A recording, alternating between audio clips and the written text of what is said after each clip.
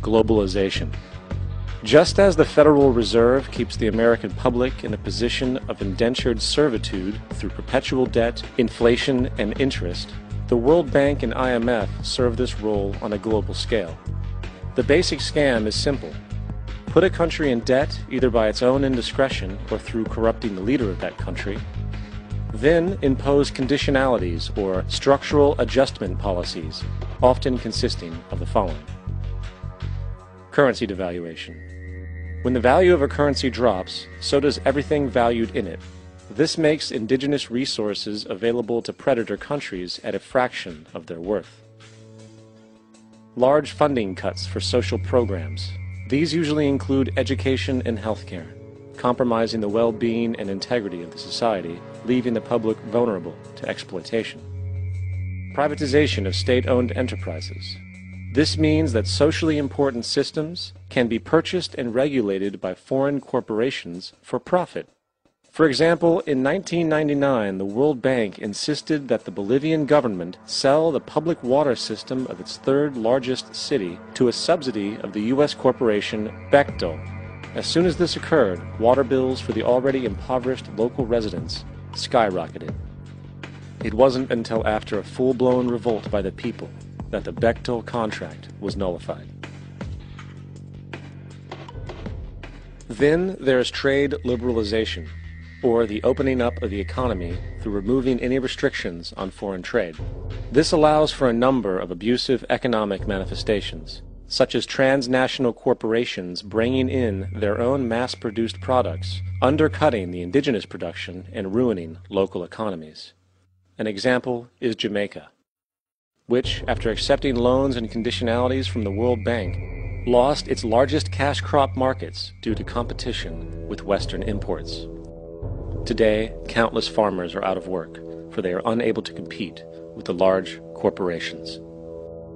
Another variation is the creation of numerous, seemingly unnoticed, unregulated, inhumane sweatshop factories, which take advantage of the imposed economic hardship. Additionally, due to production deregulation, environmental destruction is perpetual, as a country's resources are often exploited by the indifferent corporations while outputting large amounts of deliberate pollution. The largest environmental lawsuit in the history of the world today is being brought on behalf of 30,000 Ecuadorian Amazonian people against Texaco, which is now owned by Chevron. So today it's against Chevron, but for activities conducted by Texaco. Estimated to be more than 18 times what the Exxon Valdez dumped into the coast of Alaska. In the case of Ecuador, it wasn't an accident. The oil companies did it intentionally. They knew they were doing it to save money out there rather than arranging for proper disposal.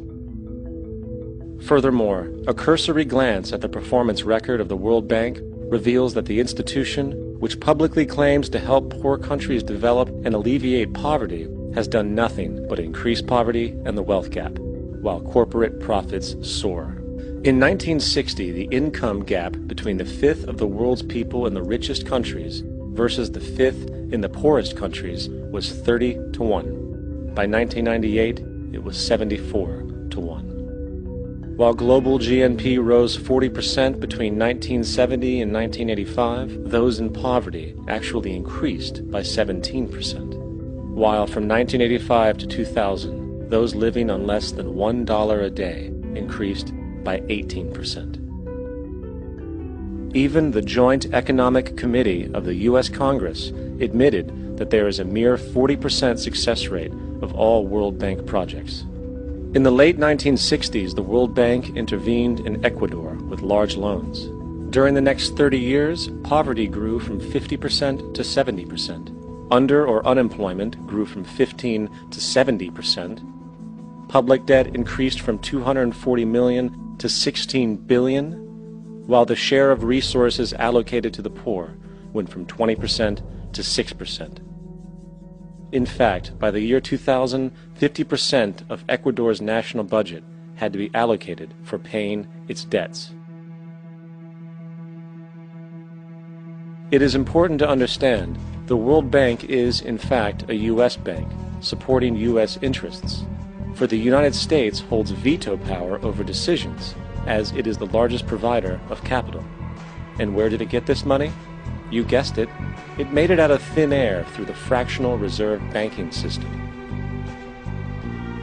Of the world's top 100 economies, as based on annual GDP, 51 are corporations, and 47 of that 51 are US-based.